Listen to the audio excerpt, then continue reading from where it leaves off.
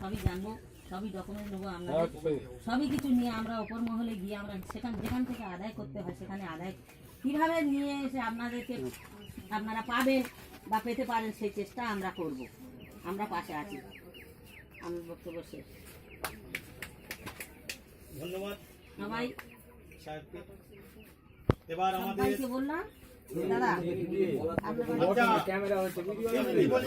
বসো বসো সবাই বসো। এখানে যারা আছে উপস্থিত, আমাদের সমস্যা আপনাদের কার কি সমস্যা হচ্ছে বা আপনাদের কি কার কি অসুবিধা কারণ বা কার কি আবেদন করার যদি কোনো কিছু থাকে সেই কথা তোমরা বলতে পারো।